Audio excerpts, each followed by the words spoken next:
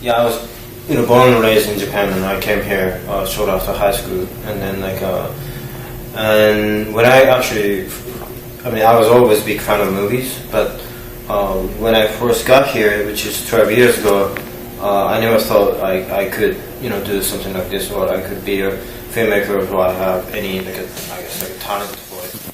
But I was interested in art, and then how to, a self-expression through the form. And I was taking a bunch of different art classes back in Minnesota. That was where I first came.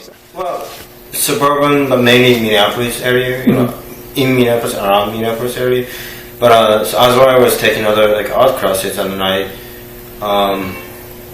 was very encouraged by how people represent their own artwork in those classes. They were regardless.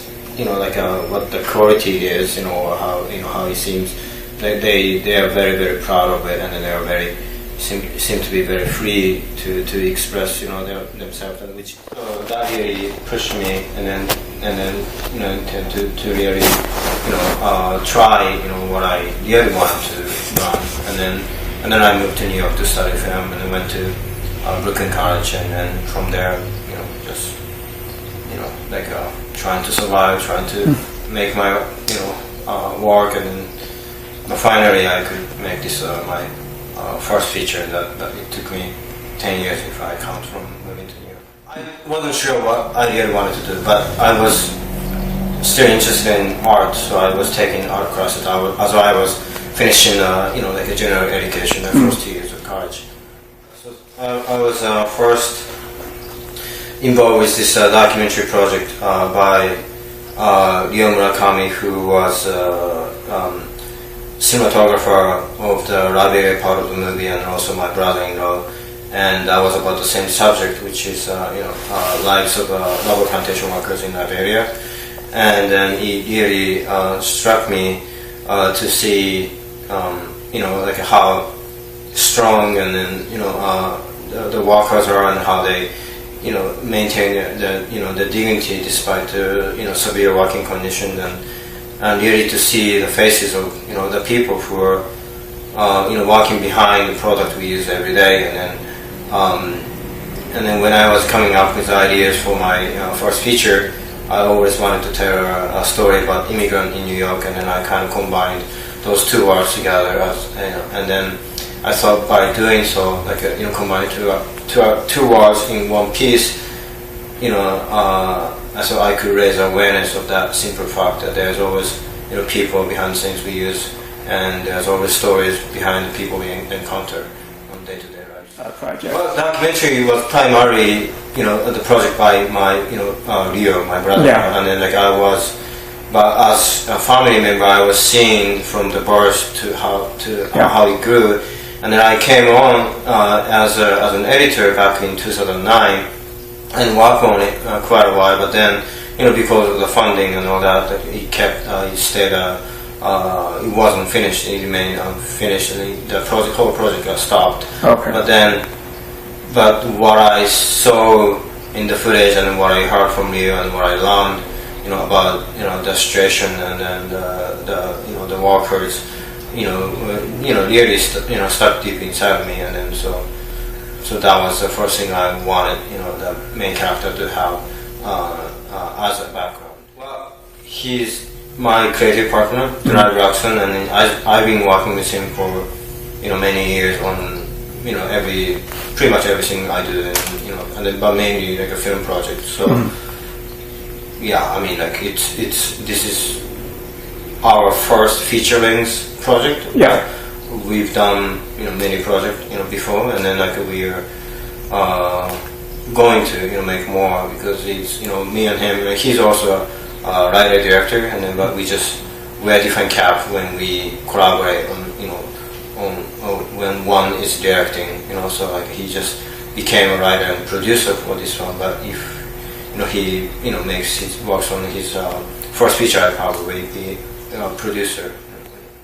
I don't know how to describe the volume of it. Yeah. I did, of course, I did read, so many interviews and books, and and also did a bunch of interviews to Liberian people in New York, and like heard about their own stories, and then yeah, so that was all. I mean, like that was both like research and those like book and articles, and then also in-person interviews. The first time I went there was when I went there to do a pre-production, and then actually the initial plan was just to stay there for 2 weeks and then do a casting and location scout and then do some research. But then we were lucky to be able to work with the Liberian Movie Union, and then and there was this like a huge momentum and excitement that was going, and then we just decided to go with it and then just to shoot right away. So I stayed there, and then I ended up staying there for 3 months. Especially not just because it's so rare for fictional project to come in and I mean for a fictional like a film project to happen in Liberia, but also they were really excited about it because the story, it wasn't really about the war or any like a negative portrayal of people or Liberia, but rather about the common man, and then trying to tell a universal story, and then bring another positive perspective of Liberia and its people, because they were very very tired of how media portrayed them, and then always connect them with the war, and now there's this Ebola, and so yeah, from the start they were very very cooperative. Well, I mean, I'm also an immigrant. Yeah, so and then of course there are many things I can personally relate to. In the movie, and what the main character goes through as he transitions from his life from his own country to another country.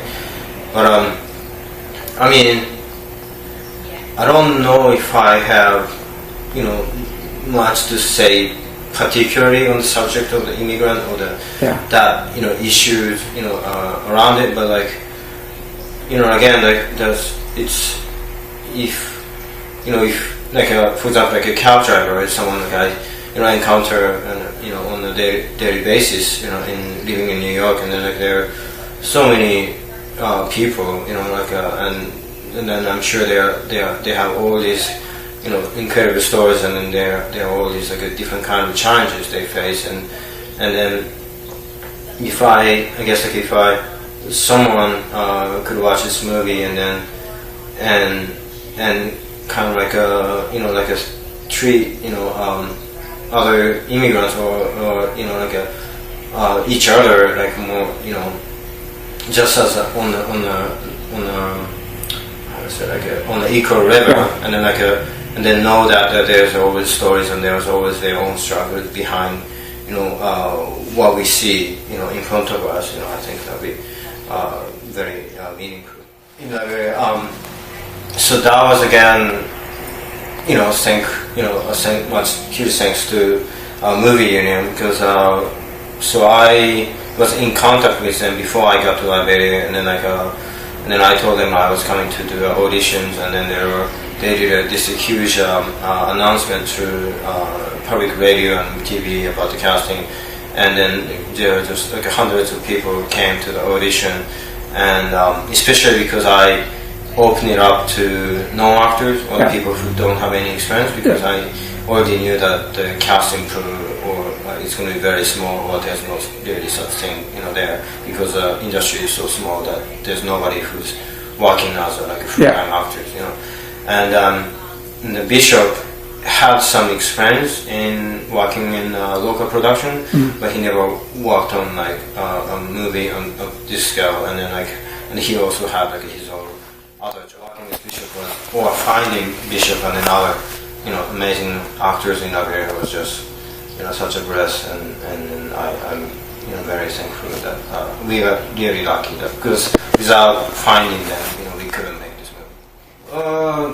Well, all the major cast I saw in the first 2 days auditions, but I had a bunch of callbacks, and then like readings and stuff, like to see if they are really capable of carrying the movies. Because one of the challenges I had as a director was to work with actors, because they're accustomed to a very different type of acting, very over dramatic and from time to time very melodramatic, and then so like a seeing that if they are capable of doing different type of acting was one challenge, and another is to really introduce tone down their performance, and then like introduce them to more like I guess like a subtle approach in rehearsal. So like we took 2 full days of full weeks of rehearsals, and our main goal was really that, like really toning down those performance. It was there was some like I guess like things that was mirroring with the main character, because it wasn't not just to come to the US for the first time, but to be outside of Africa for the first time for him. And then so like so we shot I think one of the first things we shot was like him, just the first seeing him coming to America.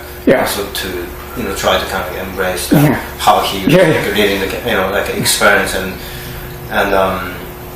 he told me many interesting stories about his experience. Like one of the things was like when that was like a light around July 4th time, and then like he heard some like fireworks, and then he saw it was a gunshots because or it was the first time for him to be underground subway for the first time, so he was very excited about that. And then there's wonderful to see. Other American actors, like actors in the New York part, aside from the main character, and then the actor for his cousin, based in New York. Okay. Well, that was rather.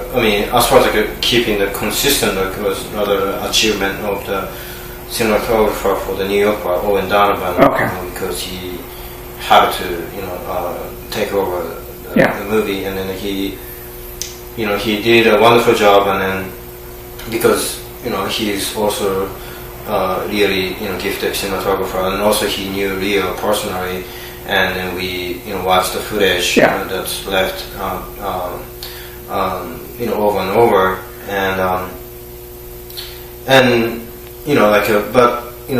like a subtle like for example like a change in the lens, and then we I don't remember exactly. I think we used Cook, and then the reason was like that was his own suggestion to make a subtle difference from the kind of look, like a very warm look we have in Liberia, and then like more sharper, maybe cooler the look to kind of express his isolation and his immigrant experience in New York. But that was such a tragedy where everybody who knew here was still dealing with. And I almost wanted to stop the whole project, but after I saw this idea and then took some time recovering from it, I saw he wouldn't have been happy if I stopped halfway, so I had to finish it, and I'm happy I did. And but the original documentary I just mentioned, that was his project, was unfinished by the time he passed, and then I gathered all the footage and then brought it to the producer and director he used to work with for that project, and then we finished it as a first-person view memoir documentary through his eyes, and it's called Notes from Liberia, and it's going on the festival. Only couple, but it's going to the festival, and then it's going to another festival in Istanbul, which I'm going to represent and talk about Rio, and then I hope I hope I can, more, maybe people can see, and then hopefully maybe we can put it out, with this feature length, because that was the inception of this whole project, and then Berlin. Okay, yeah. And then LA, and Montreal, and Raindance, and San Diego Asian Film Festival, and then now I'm going to Stockholm next week. And so it's been amazing. I've never done this much traveling before I finished this movie. I've only been to US, of course, and India and Liberia, and that was it. But now I've been to Europe, a couple of times, and Canada, and it's been great. It's been great to see the reactions of the people. I mean, in different ways. Some people, like for example, like an audience. I mean, obviously it's not for I'm not speaking for everybody, every one of them who are there, but there are some people who wanted to, talk more about like social issues and other the actual problem, instead of the movie itself. But then I feel like I had much less of that, or almost in the States, because I think they're more accustomed to see the movie as a movie and its own art form and its own entertainment, but there maybe they wanted more about the connection between the life we're living, and then and then not just as art or entertainment, but more I guess it's a difference, like a cultural difference, how they perceive film as art form. I have 2 ideas I really want to do, but it's been really busy traveling, and then the documentary. And then working with Ray for distribution, which is very, very exciting. So I hadn't really had a chance to put enough time and focus on developing the next project. But the 2 projects I want to do is one is about indigenous people called Ainu back in my home state, Hokkaido, and then it's a period piece about the tribe and then their journey, and embracing their own culture and language, and then but the other is about orphan boy in southern India, and then he's and again this similar approach of a documentary fiction type of thing. So I want to cast many no actors and stuff like that. So I'm interested in, I guess mainly right now at least, interested in to telling a story about underrepresented people. Well, I mean, there are many influential directors and artists and friends, and but as far as as a movie fan, the first ones I come up with are Kubrick and Mosir and Antonioni. Those are the first 3 I always think of. Kubrick, 2001, for example, was a big reason why when I was deciding to study film back when I was in college, because that just impact, or the shock that gave me was just unlike anything else. So